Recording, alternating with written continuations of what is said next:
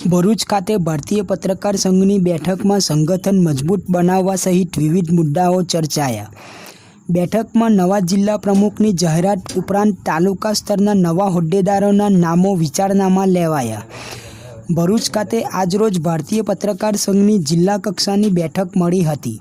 જિલ્લા માહિતી કચેરીના સભાખંડમાં મળેલ આ બેઠકમાં ભારતીય પત્રકાર સંઘના જિલ્લા સંગઠનના પ્રમુખ તરીકે ભરૂચના જાણીતા પત્રકાર રિયાઝ પટેલની વરણીની જાહેરાત કરવામાં આવી હતી।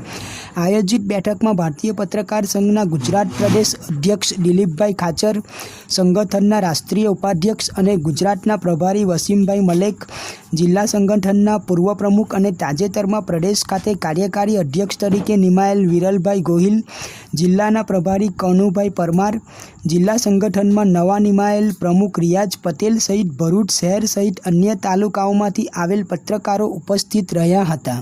કાર્યક્રમની શરૂઆતમાં ભારતીય પત્રકાર સંઘના અગ્રણી હોદ્દેદારોનું ફૂલહારથી સન્માન કરવામાં આવ્યું હતું।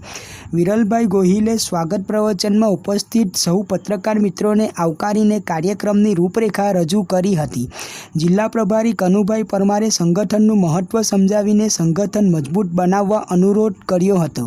સંગઠનના પ્રદેશ અધ્યક્ષ દિલીપભાઈ ખાચરે પણ તેમના પ્રાસંગિક પ્રવચનમાં સંગઠનને લગતી વાત કરી હતી। ભારતીય પત્રકાર સંઘના રાષ્ટ્રીય ઉપાધ્યક્ષ વસીમભાઈ મલેકે આ પ્રસંગે જણાવ્યું હતું કે સંગઠન એટલે સંગઠિત થવું। તે જો એકલી લાકડી હોય તો તે લાકડી જ કહેવાય, પરંતુ જો ઘણી બધી લાકડીઓ ભેગી મળે તો ભારો કહેવાય। તેથી એકલા રહેવા કરતાં એકજૂટ થઈ ભારો બનશો તો જ તાકાતવર બનશો, એમ સમજાવ્યું હતું। ઉપરાંત તેમણે સંગઠનનો એક પરિવાર ગણીને ભારતીય પત્રકાર સંઘ પરિવારના પત્રકારોના લાભાર્થે ભવિષ્યમાં નવા થનાર આયોજનોની જાણકારી આપી હતી। કાર્યક્રમને અંતે જિલ્લા સંગઠનના નવા નિયુક્ત પ્રમુખ રિયાઝ પટેલે કાર્યક્રમને સફળ બનાવવા બદલ સૌનો આભાર માન્યો હતો।